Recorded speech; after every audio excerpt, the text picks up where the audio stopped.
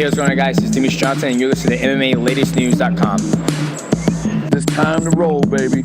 Hello and welcome back to Split Decision. My name is James Sweetenham, this is Mitch Ivey, and we've got a very special show for you today. Of course, we're going to be talking all the latest in the world of MMA a little bit later on the show, but we're going to kick things off with KSI versus Logan Paul, the battle of the YouTubers, UK versus USA, and these two men had 6 wonderful rounds in a boxing ring. And Mitch, I know that you're a huge fan of KSI. You were supporting the Brit. I saw all over your Twitter timeline that you were absolutely over the moon that KSI got the victory. Can you tell us a bit about your emotions on the night? Yeah, of course. I was very nervous coming into the walkout, and it's not often that I see a fight and I get nervous on the walkout. It happened with McGregor Mayweather. That was a spectacle that I got sucked into. UFC 205 was a little bit like that. That was my first attempt, so I was a little not anxious as what was to happen, but nervous as what I was getting myself into. And thank God I fell in love with the sport. But yeah, it's not often I get nervous before the walkout, and I felt a little bit of the butterflies because they're not fighters, and they come to this with 10-ounce gloves, and there was a lot of talk about there being a knockout,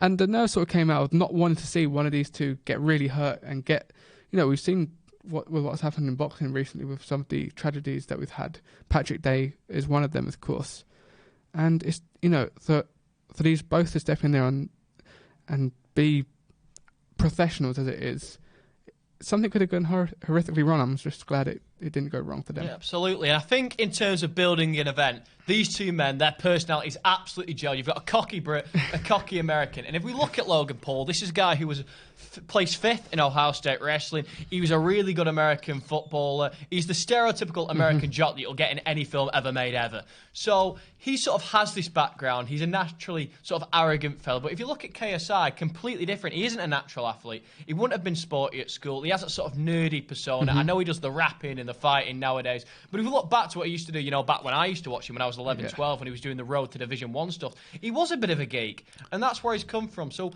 what do you think of his personality and his general growth through YouTube? I think it's been, as you say, he came from someone that was, his way into YouTube was revision for chemistry exams, making raps. That is why he got into making videos. So a way of him to help study.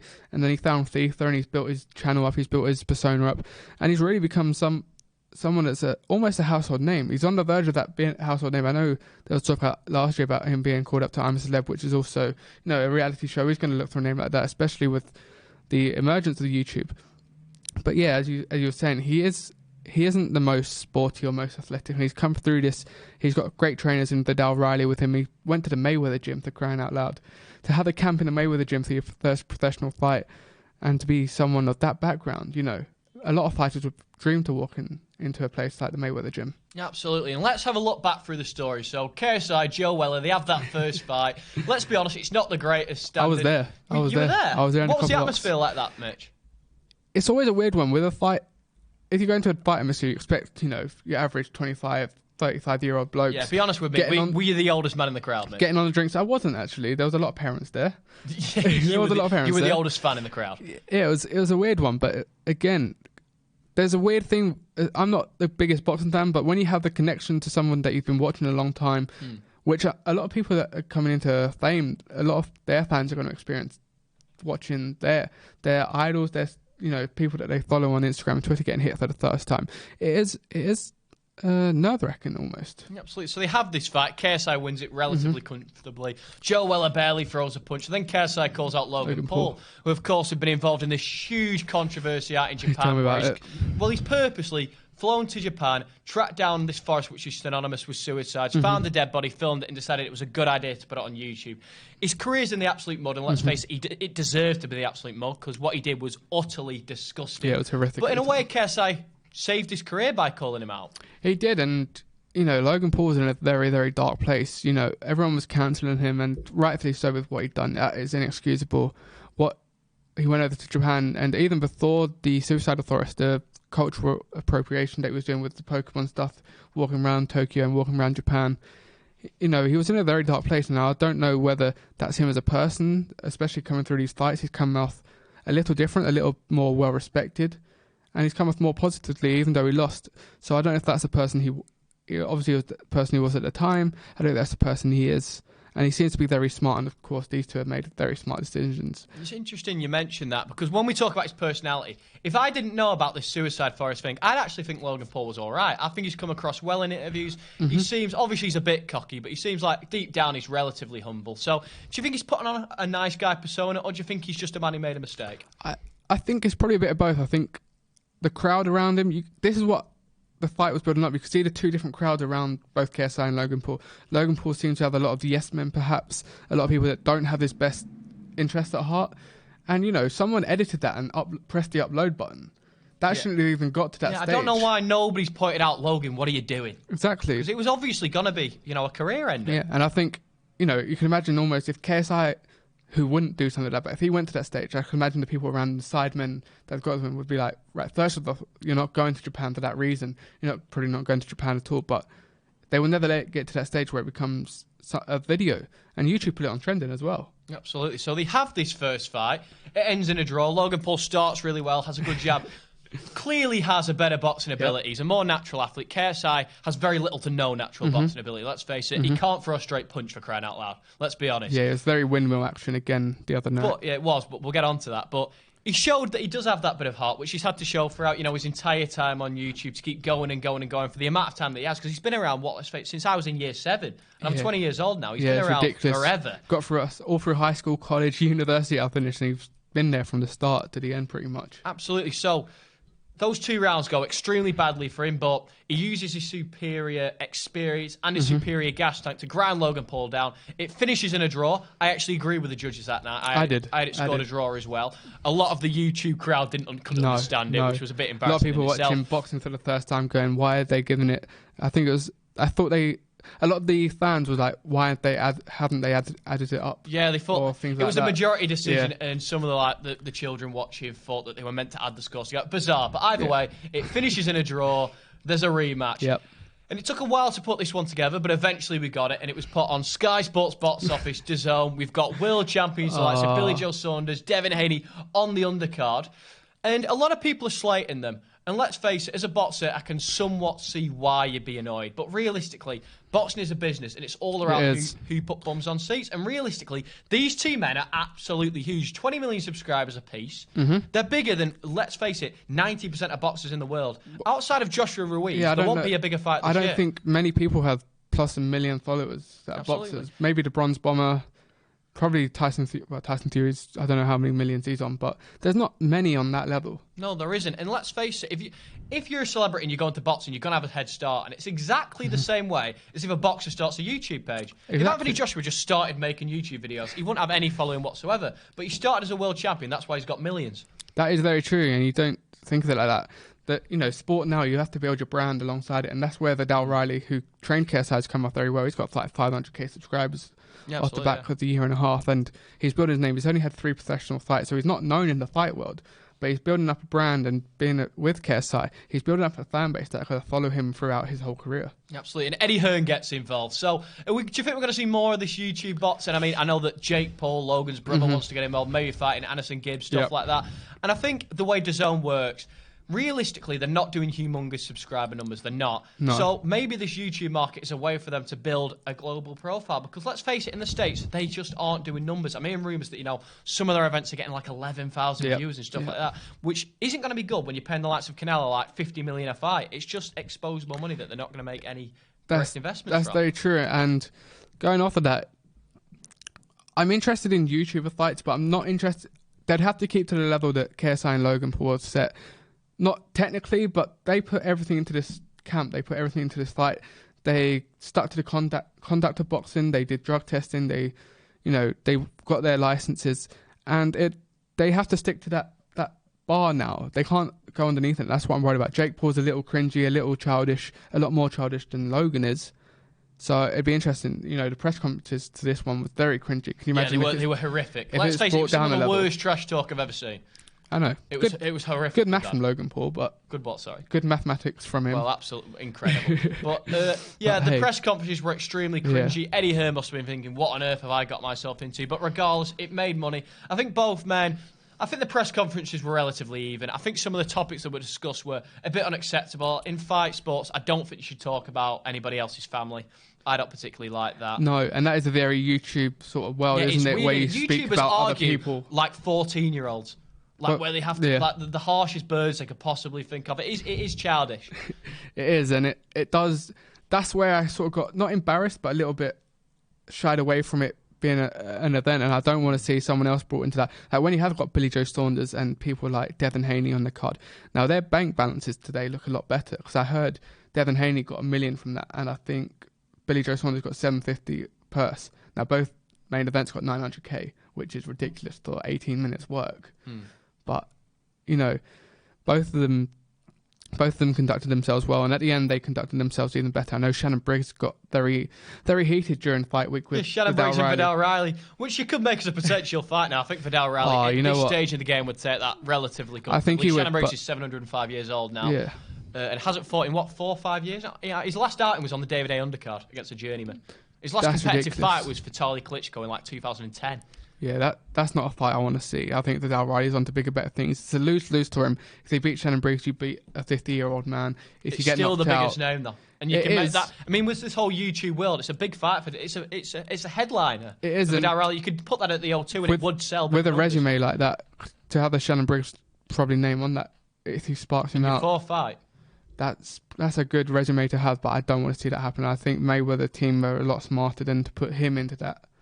If I was the Mayweather team, I'd be absolutely all over it. It's a huge name, and it'd probably sell at the O2. How many young kids will be invested into going into that? Everyone would be now, because if you put it on Sky Sports and DAZN as well, it's gonna get a big profile. It almost became a team, didn't it? It was Team KSI, and whoever touches that team, the fan base between KSI, the Sidemen, and Vidal Riley all go that way, and Logan Paul's fan base go to Shannon Briggs, etc. So you would probably sell it out.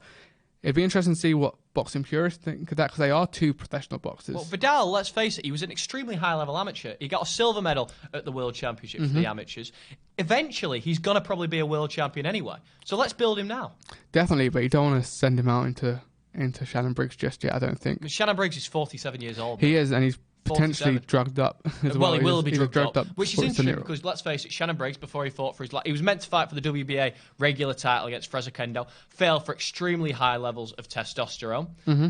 Do we honestly think Logan Paul wasn't on something in that fight? Honestly, and don't say that he passed the drugs test, because let's face it, it doesn't matter. I don't think that would have happened, and I think, I don't think that would have happened. I don't think there would have been any sort of dirty play in that sense. Well, I mean, if your coach is on drugs, there's a very high chance that you will be on it as well. That's very true. And you see teams sort of get pulled at. Team Altham is one that, the team that's notorious for drug use in MMA. But no, I don't think Logan Paul would be in that way inclined. Although it would be interesting to see what would come out if that was the case. Yeah, so let's talk about the actual fight. The atmosphere seemed relatively good. Obviously, it's kids. They're not going to create the same atmosphere that we would in the UK. No. I found it quite interesting, the sort of difference in fans, because there'll be thousands of kids there for Logan Paul and KSI, and about 2,000 boozed up gypsies there for Billy Joe Saunders that have travelled over. So it would have been interesting to see what the dynamic was between those. That's true. I would say, considering it was in the Staples Center in LA, KSI got the biggest pop and the biggest cheer, and he walked out last, but he got... it was surprising. I thought Logan Paul would have the majority of the fans been in the US. But again, there seems to be a lot of state sort of segregation. If you're from LA, you support LA. Yeah. You don't go to New York to watch someone fight from New York. Whereas in the UK, it's probably a lot more... If you're English, we'll celebrate you no matter from what city we are. It's not a Mancunian from I don't London necessarily sort of agree, because if you look at all the fighters in the country that get such huge home support, Anthony Crowell Manchester, Josh Warrington Leeds, Scott Fitzgerald now Preston, I think that's a huge thing over here. It's true, but I think Anthony Croller, if he fought in London, there'd still be the same support. He wouldn't do anywhere near the same amount of tickets. Maybe not on his own, but there'd be a good... You need a huge supporting undercard. Whereas if he fights in Manchester, you would get a lot of travelling Manc fans, but just exclusively London fans, I think in this country we really do support our own. And that's why Lewis Richardson, for example, does so many tickets in Newcastle. Whereas there's not many of those sort of fighters in the States. No. Outside of Terence Crawford in Omaha and Jose Marias in California, there's very few that do that big homegrown support. Yeah, and there's not many that can bring in a broad audience now. Of course, America's such a big landmass that it takes a couple of hours to travel from state to state, depending if you're going from east to west coast. But I don't think Deontay Wilder sold out a big crowd? He does decent numbers in Alabama, but nothing huge. No, so if he fought in MSG or somewhere like that, he probably wouldn't sell it out unless he's got a big name alongside him. Yeah, no, I don't think he even sold... The Tyson Fury fight didn't sell out. No, which is ridiculous considering how big that fight is. I mean, it'll be bigger this time around with everything Tyson Fury's done in the WWE. He's been absolutely fantastic. Calling Braun Strowman and Dawson, beating him up. It's been absolutely They class. tag teamed the other night. Yeah, I know. Fantastic for them. They're pals again now. Yeah, how quick weird. the narrative can change in WWE. Yeah, it's interesting. And you go from Tyson Fury, you see him training with Darren Till on the bags. Absolutely. And we'll get onto that a little bit later, but we've got to talk about what actually happened in the fight. So the first round, Logan Paul clearly... I mean, the size difference was absolutely huge. KSI, let's face it, is not a cruiserweight. KSI could drop about 2 weight classes. Yeah, definitely. He looked a little bit bigger. He had the six-pack on, but you could see there was a little bit more to lose. Maybe he was there, he had the size advantage on him because he was a lot smaller on him. So, a lot less muscle, a lot more oxygen to utilise. And he came out very quick. Last time he came out very sort of tentative, very agitated, and quite nervous of what Logan Paul had, but I guess he's experienced that now. He had a good camp by the looks of things, and he came out with a lot more confidence, but it became almost wild at point. Yeah, I think I gave KSI the opening round because Logan Paul barely threw a punch. Yeah, I gave KSI. KSI could have air-conned the whole venue with those swings. Let's face it, they make Deontay Wilder look like Floyd Mayweather in terms of technique. That's very true. I haven't.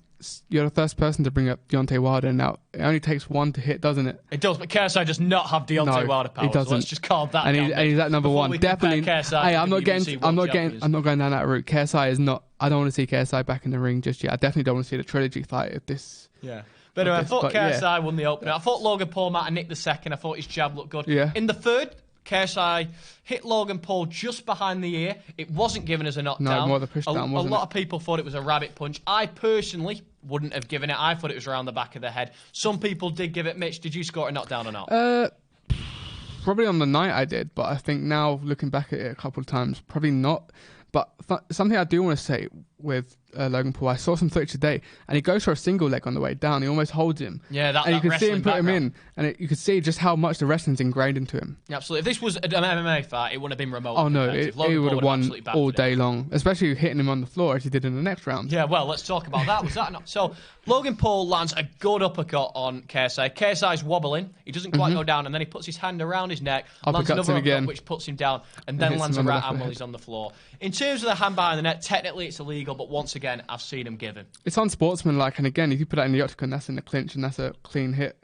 So you say again, in the MMA world, that would have been legal. Well, all of those strikes would have been legal in MMA. The one on the back of the head on the way down isn't nice. In terms of taking 2 points off, I've never seen that given, especially in a 6-round fight, Mitch, where it's going to make the world. I thought it was a very harsh decision from Jack Reese, who actually refereed the Tyson Fury Deontay Wilder fight and was held in such high regard for giving Tyson Fury all the time in the world to get up. Yeah, potentially. Maybe he wanted to put a show on for himself. It's both their professional debuts. I don't know if he probably came into this with a different mentality of this is not a fight of that caliber. And maybe he thought, you know what, I'm going to put on a bit of the show here, put on a bit of be more authoritative. Don't let the fight go out as much. And it was the deciding factor in that fight because I think should he have not taken those 2 points, he probably would have won that fight. And it's, KSI's not lucky, but it went on his side for the fifth and sixth round, once again, very close. My overall feeling at the end of the fight is I just think Logan Paul's a superior athlete. And I think he has the credentials to do better. I think Shannon Briggs were giving him the correct advice in the corner. Logan wasn't listening. No. He wasn't throwing a 1-2. That's all he needs to do against KSI. Just throw a 1-2 and it will land. He just, for whatever reason, he was choosing not to do it, whether that was just because he was nervous or because whether he froze on the big stage. But when you're that far superior in terms of athleticism, all you need to do is 2 punches. Just do the basics, Logan. And he's done the basics pretty well. His jab is a pretty good jab, and KSI couldn't really stop it much. And you think if that right comes over, whether there's a hand injury that we're not aware of, I'm not sure. But I know, because there was a lot of talk that Shannon Briggs wasn't going to be allowed into the venue because of his actions. Now, that would have changed it up. But Shannon Briggs did all right in the corner. He gave him some good advice. I don't know what is up with Logan Paul. He made the excuse that he's actually ill at the moment and he woke up ill on fight night. Which will take it out of you. It will. Because people act like that's not a big deal. It is. If you can't breathe through your nose. For example, if you're sparring and you go into a sparring session and you feel 50%, you're going to get hit by far more shots than you meant to. Your reactions aren't going to be on point. It's just the reality. It is. And, if your eyes are puffy, you've got a blocked nose, you can't breathe properly, and, your movement's not going to be off. So, we don't know how legitimate the truth is.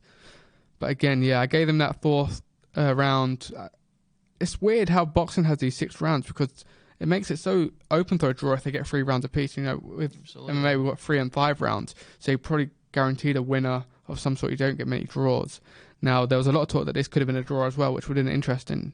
Yeah, KSI, his fitness is incredible, really, because one of the most tiring things in terms of fighting is missing punches. And KSI missed a lot. KSI just didn't seem to have a good understanding of the range because he was missing so wildly. It wasn't like Logan was making him miss. KSI was just nowhere near the target. He was almost headhunting too much, which would have been his problem. He left himself open a couple of times where you think if an actual professional fighter who had 9 or 10 fights in him would have just seen that and exposed him from it. Absolutely. But my general feeling at the end of the fight is that either man really could have won it. It was very close. Obviously, they're not going to fight again. It seems to be over. It was arguably the most entertaining fight of the night. It was. Billy Joe Saunders nicked a good win. Stoppage. He looked very poor. And Billy Joe is in absolute desperate need of big challenges because we see it time and time again. If he's fighting someone below him, he just isn't motivated. He just doesn't turn up. If he fights his best win, I mean, he's got 3 world level wins against Chris Eubank Jr., Andy Lee, and his best performance of his career against David Lemieux.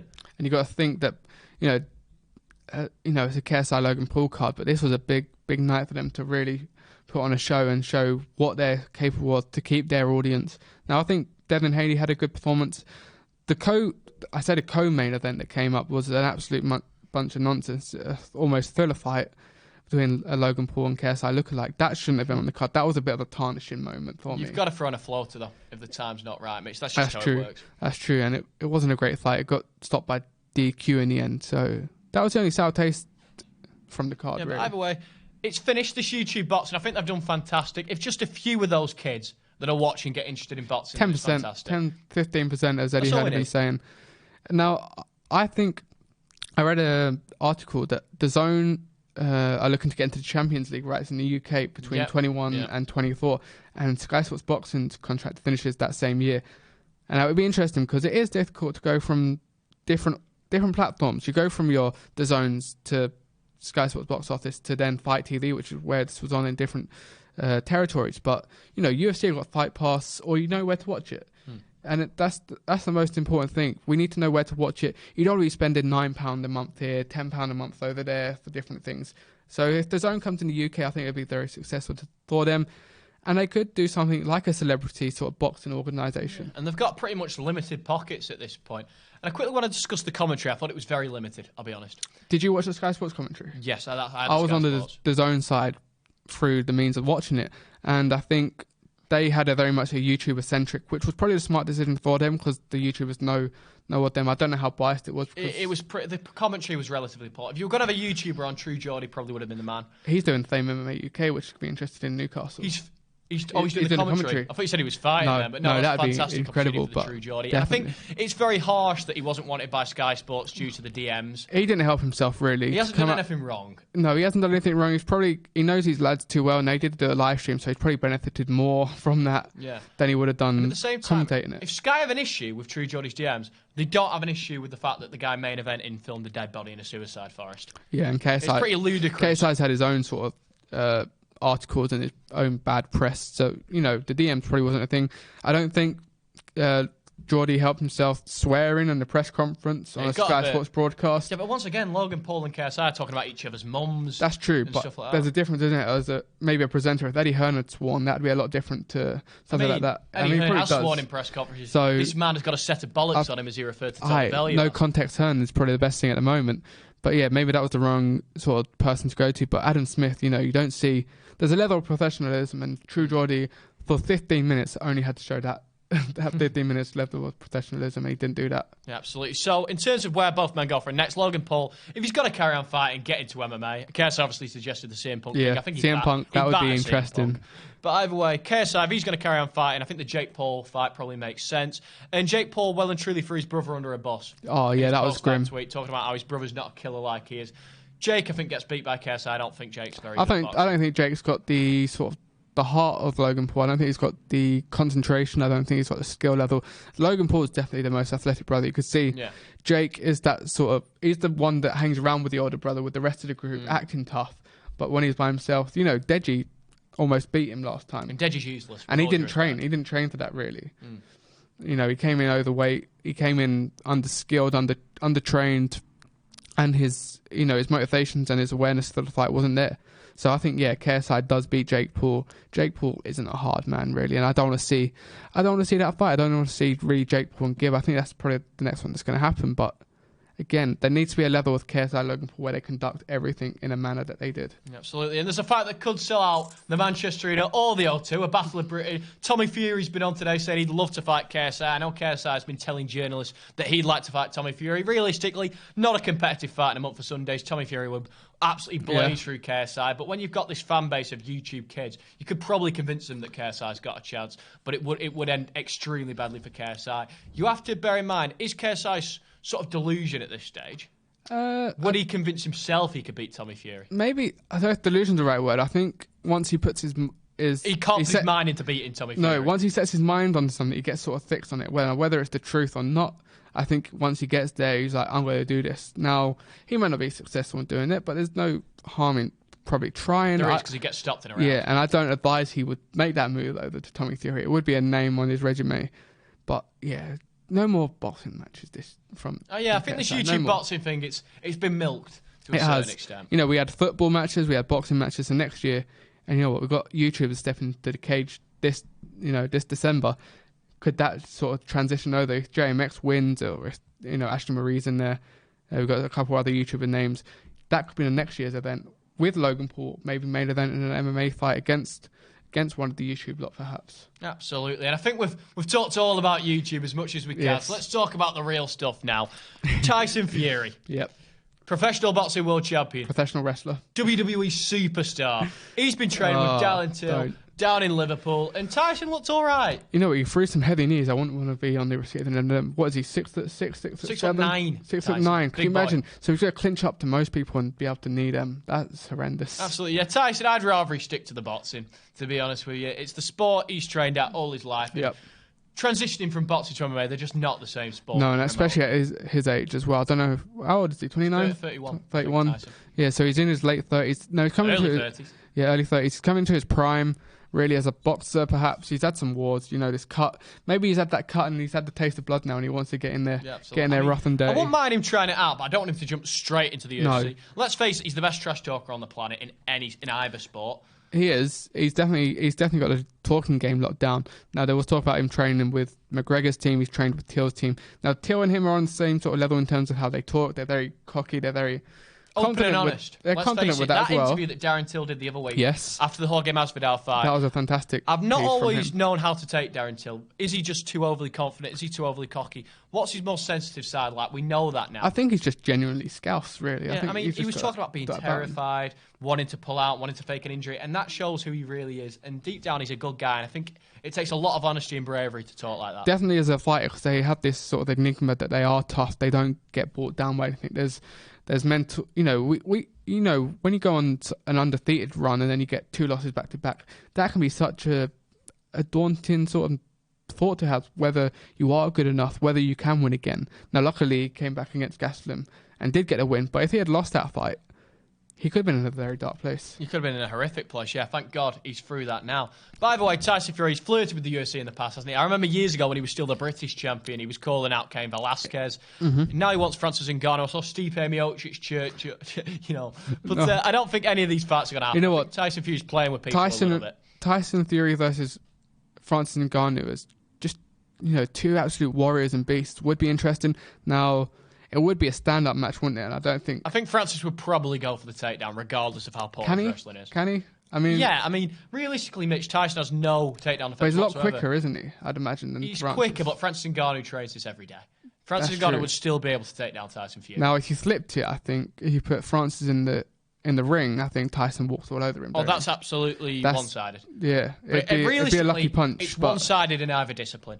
That's the difference between boxing and UFC. They are just different sports. And sometimes people don't understand when you bring in an elbow, a kick, Joe Rogan said this so much. If Floyd Mayweather walked into the octagon and thought, Conor, completely different fight. That doesn't last even probably a minute and a half. Absolutely. And even the size of the gloves are different. Tyson can't defend himself in the same way. That's interesting. But he has got a lot of quick movement. He's got a very good head movement. He has, but if you're front leg heavy, you can sort of dip at the waist, and he's and not then you get a knee, you can't dip out of a leg. You get a kick. You saw what happened to Kevin Lee did to Gregor Gillespie.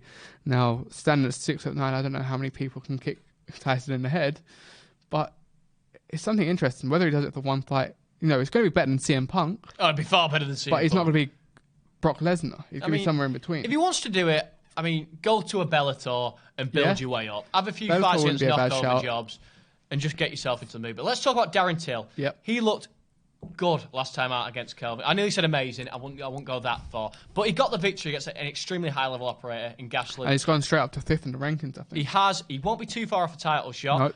Another man who'll be wanting to get a title shot is Robert Bobby Knuckles. And if anybody watches this show or watches the watch on, they'll know how much I love Robbie Knuckles. Yep. Definitely. Split loyalty for me, Mitch. It's a great fight. They're talking about doing it at UFC London. Who would you be backing in that one? Oh, that's a tough one because Robert Whittaker is I wouldn't say a step up from Gastelum, but he is, he's a little bit of a better talent than him. He's just come off a loss to Adesanya, and I think that would be difficult, especially in London. I think with what happened with Till and Masvidal, I wouldn't want to see that happen again. And I think Whittaker slightly has that more about him where he could have finished Till, and especially coming to London. It would be a fantastic fight. We've got some fantastic fighters on the card, on a potential undercard. Danny Roberts just blitzed through his opponent in Moscow, and I'd have to back the Englishman here. And then let's just finish off on the boxing. Canelo Alvarez, Jorge Masvidal, they fought on the same night. Mm-hmm. I know that the whole of the T-Mobile Arena had to wait while UFC 244 was played on the big screens. Obviously, Jorge Masvidal looking absolutely fantastic in that fight. But let's just stop this, please. He can't beat Canelo Alvarez in a boxing match. He can't, Mitch. Can we not have crossovers, please? I don't like it. No more crossovers. It doesn't matter. Tyron Woodley called out Canelo a couple of weeks ago, saying he'd knock him out. That would end horrifically. Don't do it. Canelo is probably the best on the planet, other than maybe Lomachenko. Yeah, I think there's a few names ahead of Canelo. Yeah, perhaps. I mean, he has definitely had a few. top 5. He's top 5, yeah. Golovkin, Golovkin beat Canelo twice, in my opinion. Didn't get the verdicts.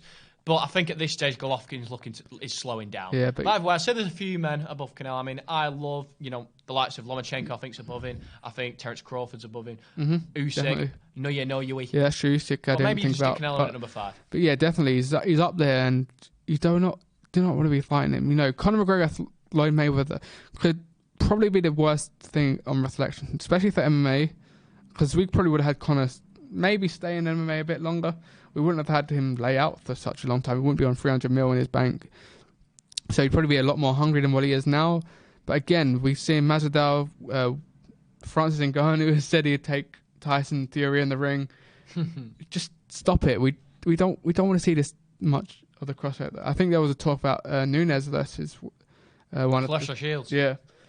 Who's also thinking about being brought into the UFC by Dana White, which would be pretty fascinating. But again, there's a reason why they're two different sports. Yeah, just to finish off, Mitch, UFC Russia. Yes. On Saturday night. Greg Hardy, I think, as fans, we all thought the woman beater's finally going to get destroyed. And he lost by decision. Against Volkov. He actually impressed me. He broke his hand, I think. I think it was a handbrake in the very first round. He went another 10 rounds. And he didn't even need his inhaler this time around. No, he actually had 3 rounds in him, which was a very quick turnaround. Now, he went back to the corner in the first one, breathing quite heavily. And I thought, okay, here we are again. He's gassed out. He hasn't quite got the tank because it is his biggest step in competition. He's his first ranked opponent. He's fought 5 times this year, which I think is the first time a heavyweight's fought 5 times in 12 months. Or in the same kind of year at least. But he looked all right. And he didn't look like he didn't belong in that sort of area. But he certainly looks like he's got something to learn about. Absolutely. And Sabit won in the main event. I mean, he struggled in the last round, but he'll probably get the next world title shot now against the winner of Max Holloway and Alexander Volkanovski. I truly believe that they're the best 2 featherweights on the planet, and that's going to be a fantastic battle in the co-main event of UFC 245. But I think Zabit gets it next, doesn't he? I think so. I think Zabit, he admitted that he had an infection in his camp in Thailand. So he's come to this not feeling great, so probably better that it was 3 rounds and not 5. Calvin Kattar looked like he was building up in that fight. An extra 2 rounds, I'd probably gauge to him probably going for the win. But I think Zabit, I'm not sure. Someone on Twitter said maybe Yair Rodriguez for him next, and potentially we've got to see what happens between Brian Ortega and the Korean Zombie. But yeah, I think Zabit's probably at that level where he deserves a title shot now. Absolutely. And at Sao Paulo this weekend, final soccer of the day, Jacare Souza, Jan Blachowicz. I mean, we've seen 2 middleweights, the likes of Luke Rockhold and Chris Weidman, go up to light heavyweight, and it's ended horrifically for them. Let's face it, the winner of this is more than in line for a world title shot. Yeah. Can Jacare pull this off, or will Jan Blachowicz move that little step what, Blachowicz he knocked out Luke Rockhold in such a fashion where Rockhold probably isn't ever going to fight again. That was him making his light heavyweight debut. Sorry, we've got another one coming up now. Jacare didn't look great against Chris Weidman until he knocked him out, and I think Blachowicz is probably on the hunt for a title now. We've seen what's happened with Johnny Walker. We saw what happened with Dominic Reyes. He's probably going to get the next one. But if a good performance here from Jan would probably set him up for the title shot, I reckon he probably deserves it now. Yeah, and the Brit Paul Craig will be taking on Shogun in the co-main event. A chance for him to get an absolutely huge win over a legend. He is, and he's sort of 50-50 in what Paul Craig comes out, isn't he? Now, he thought, was it a month ago, 2 months ago? Yeah, it wasn't too long ago. It wasn't too long. So again, another quick turnaround. It depends on what the weight is, but I don't think that would be an issue for him.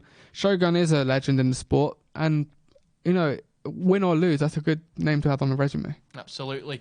Well, thank you for joining us as ever. I've been Jay Sweetenham. This is Mitch Ivy. Tune in all week. I'll be doing a live video tomorrow taking all your questions. Stephen Howson will be at IMAF all week long, providing you with constant podcasts, up-to-date videos about everything that's going on. This is MMA Latest, and we'll see you next time.